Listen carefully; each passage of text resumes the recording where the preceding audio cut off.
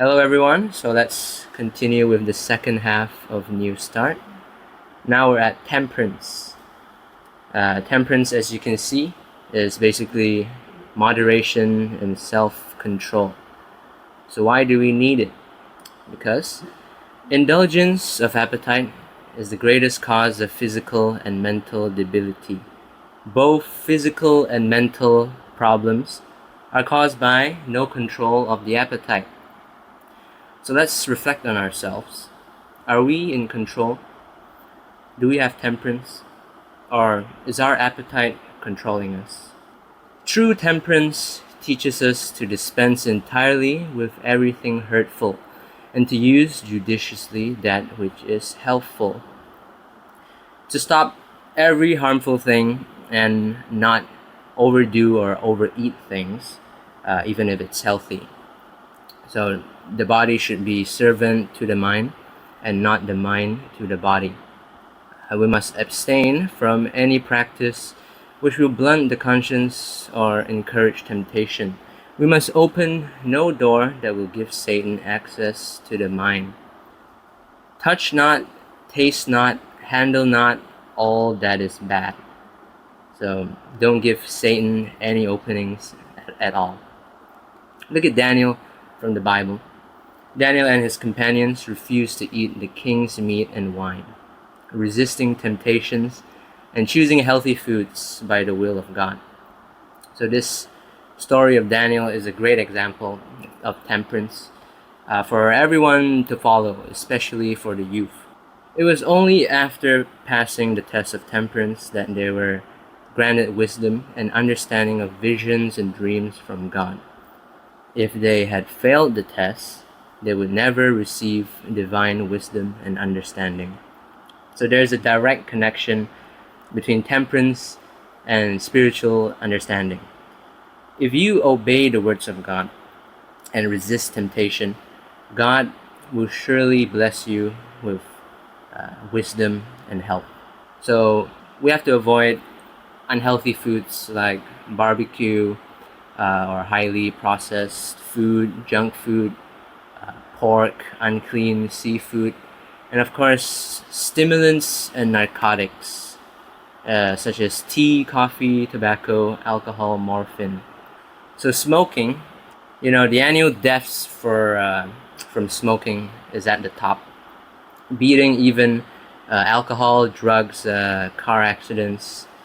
And this is just the US. This is just US statistics.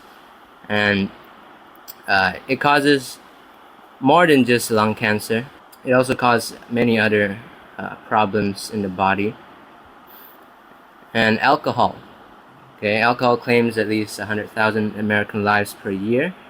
And it's 5 times as many as all illegal drugs combined. The deaths, 5 times more than drugs. So even light drinking will cause you harm. Light drinking weakens the immune system. And caffeine. It's in coffee, tea, soft drinks, especially Coke and energy drinks. It's also in chocolate. But coffee has the most caffeine out of all. It's pretty common knowledge that caffeine is bad for you. And there's many side effects of caffeine, from anxiety, insomnia, digestive distress, addiction. Most addicts can't even function in the morning without coffee. And we see the same unhealthy addiction with kids. They drink sodas with caffeine, and that really hinders the brain development. But they still drink that. So aside from that, spices. In this fast age, the less exciting the food, the better.